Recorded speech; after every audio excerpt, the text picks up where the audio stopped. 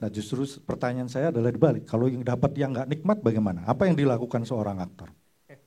Toh bagaimanapun seorang aktor harus memerankan itu kan? Tidak Betul. bisa tidak. Jadi saya biasanya nyari ini manusianya diapain ya gitu. Karena saya mau nggak mau harus memainkan manusia gitu, nggak bisa memainkan hanya karakter doang gitu. Jadi saya cari yang nggak ada di skrip juga saya cari gitu, analisa logis. Terus paling penting sih tema si skripnya ini apa, fungsi karakter saya apa.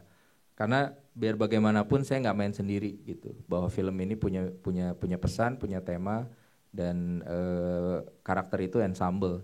Jadi selama saya tidak keluar dari fungsinya, itu harusnya saya berada di batas yang aman.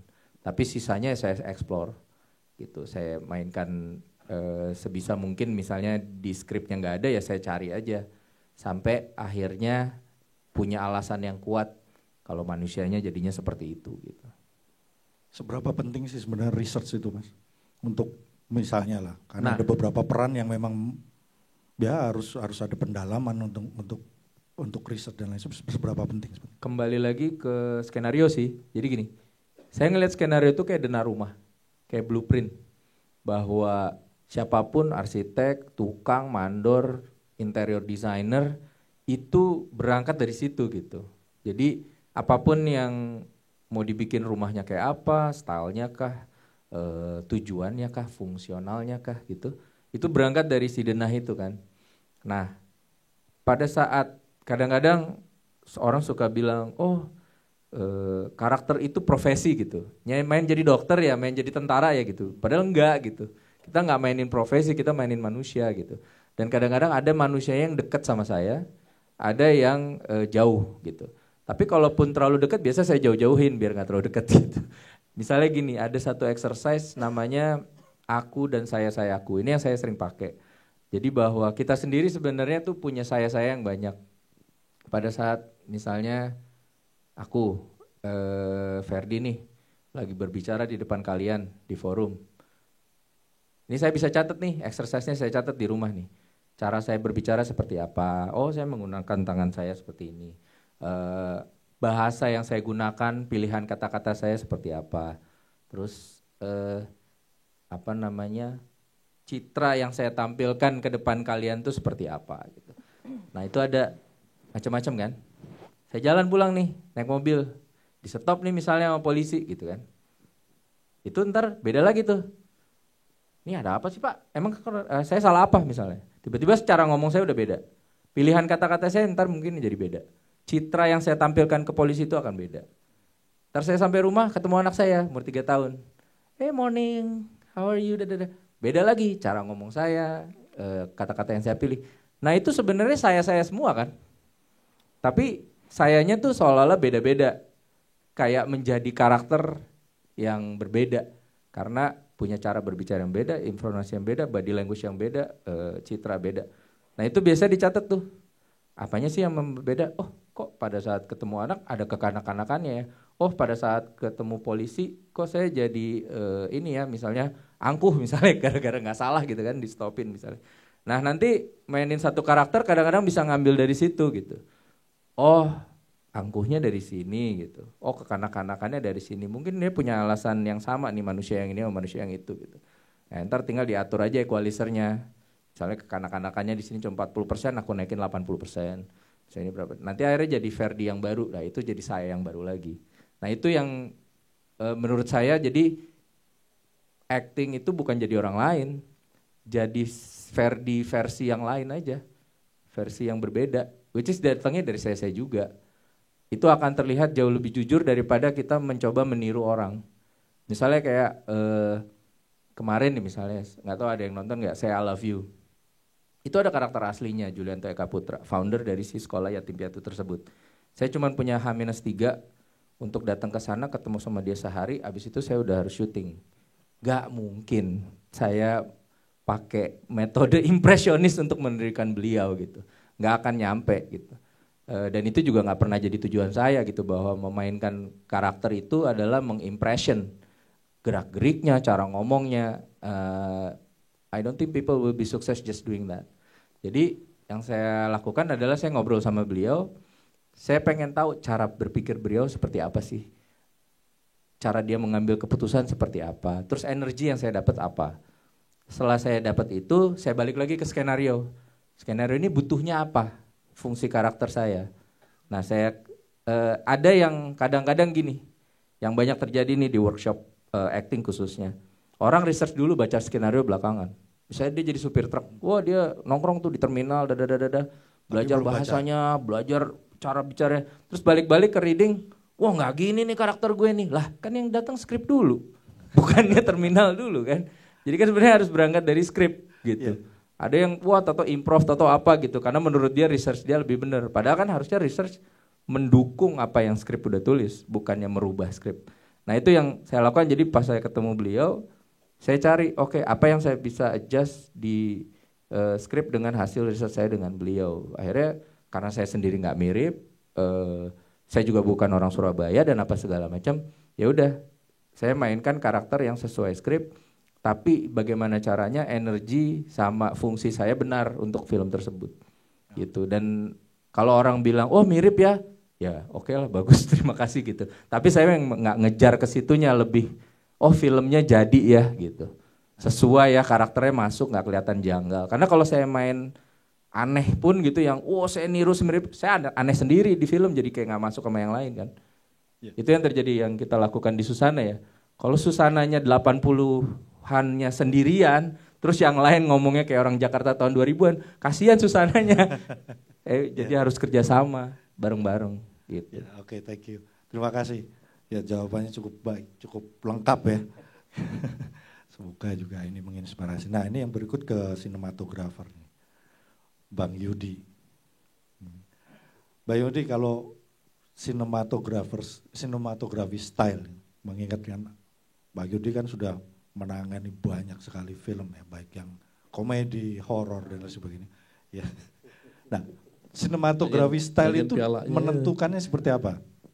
Bagaimana kan pasti ada ide-ide pribadi dari seorang sinematografer yang tentu akan dibicarakan dengan seorang director. Nah, sebetulnya untuk menjembatani itu bagaimana? Yang menentukan apa sinematografer? Apakah murni director maunya seperti ini terus sinematografer ngikut aja gitu? Tergantung angkanya sih sebenarnya. Kalau angkanya cocok sikat ya. Sebenarnya sih kan film tuh yang tadi Ferdi bilang base-nya, blueprint-nya adalah script. Jadi semua based on script. Tinggal setiap bagian punya bahasa ekspresinya masing-masing. Sound punya bahasa sendiri, ini punya bahasa sendiri, sinematografer punya bahasa sendiri. Tapi otoritas ada di sutradara. Karena dia yang paling tahu mau film itu mau dibawa kemana. Jadi sebatas saya menerjemahkan menurut skrip itu menurut persepsi saya. Karena kan beda-beda tuh.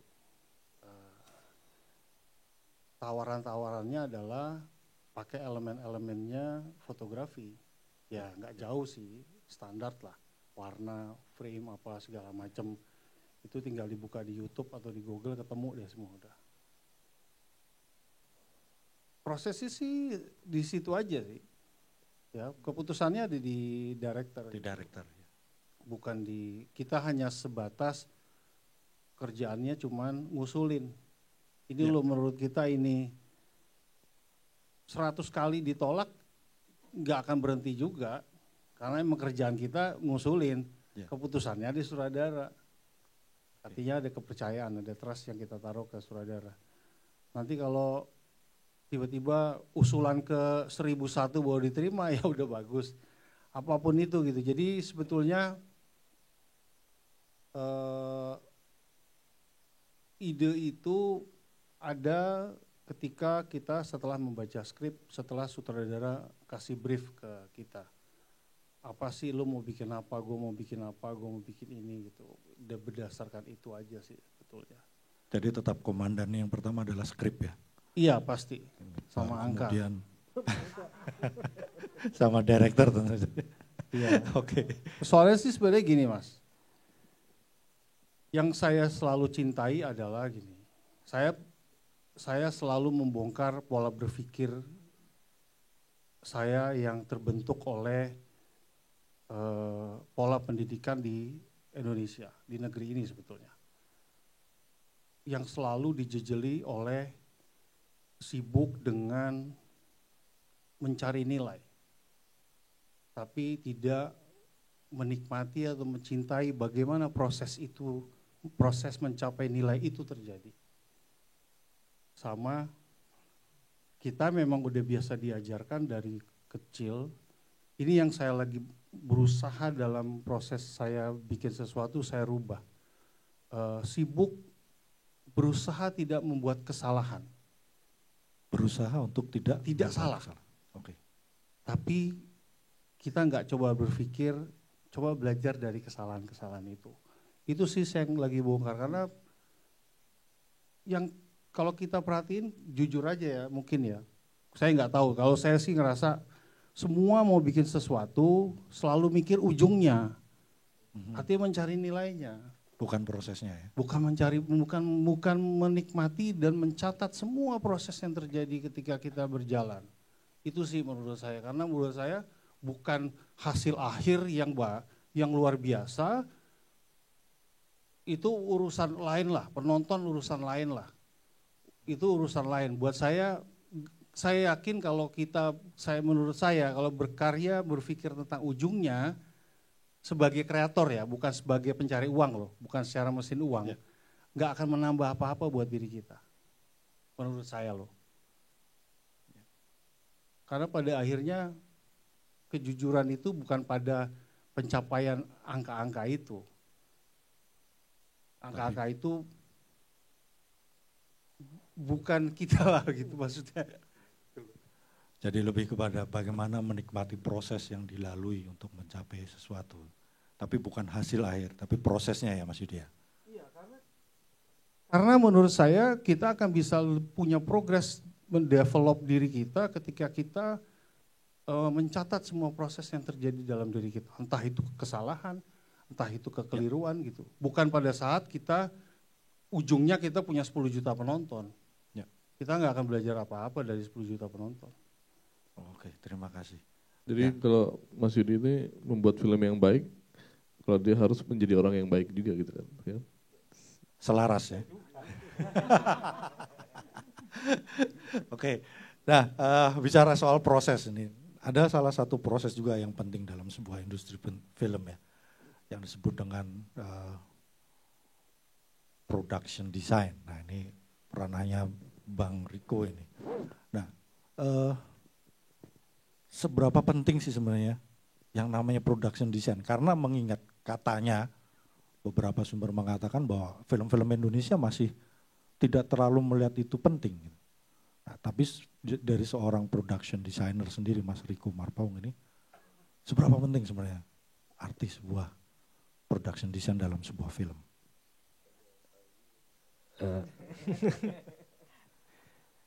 Production design dalam sebuah film itu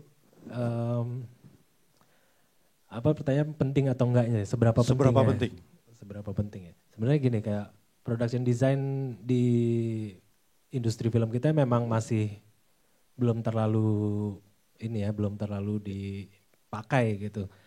Karena mungkin kembali ke angka sih ya. Kembali ke angka lagi. Production designer. Jadi gini, kalau ada tiga kepala nih sutradara, ini misalkan nih sutradara, DOP, sutradara, dan production designer gitu. Ini produser gitu. Production designer itu punya bawahan yang namanya art director, makeup dan wardrobe gitu. Yeah. Nah, tugasnya seorang production designer di sini kan untuk dia bertanggung jawab kepada style visual sebuah film gitu.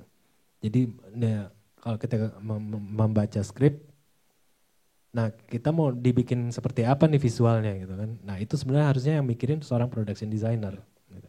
Nah sementara untuk film-film Indonesia sekarang nih biasanya nggak ada karena produser biasanya langsung kontrak ke art director, ke makeup, ke wardrobe. yang ada mereka semua presentasi ide-idenya mereka itu langsung ke sutradara gitu. Jadi menurut saya sekarang sebenarnya, menurut saya ya, production designer dalam tanda kutip itu sebenarnya adalah sutradara. Kalau di film sekarang. Nah, seberapa pentingnya ini yang ada di sini gitu? Yaitu sebenarnya mereka semua yang ada di sini harusnya presentasi ke production designer. Ya, pertama production designer ngobrol dulu bertiga, terus dia kasih brief ke departemen art. Mereka presentasi ke production designer akan ngobrol lagi dengan 3 orang ini. Nah, dengan tidak adanya ini sebenarnya sebenarnya kesian sutradara sih ya, karena semua di handle sendiri. Di handle langsung ke sutradara dan akhirnya bisa pecah kepala sih sebenarnya kalau semuanya lari ke sutradara. Ya, yang ada adalah sekarang film-film kita memang secara konsep visual tuh belum ada yang terlalu berani gitu ya, karena memang dalam secara struktur kolaborasi krunya ini memang menurut saya butuh seorang production designer untuk menjaga konsep visualnya itu sendiri gitu, secara props, secara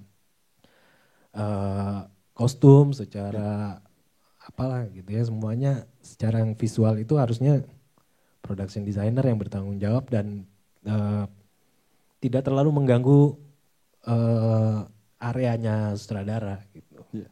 Ya, jadi justru karena peran itu hilang kemudian menjadi ya itu tadi film kita untuk secara visual memang ada yang hilang ada yang dibandingkan. Soalnya salah satunya penonton kita tuh pemaaf. Oh oke, ini berarti sehari ini mungkin scene beratnya cuma 1, yang lainnya akan ada scene bacok-bacokan, bajunya harus berapa kali ganti. Saya tuh nggak dibayar. Setelahnya nggak dibayar, angkanya ke Diopi semua. Sisanya olah tubuh, olah vokal, tubuh aja diurusin. Hal yang gitu kan. teknis ya. Bukan teknis, jadi nggak teknis. Kok dapat nominasi ya? Kadang-kadang saya bingung gitu. Padahal aktingnya salah, satu film salah gitu.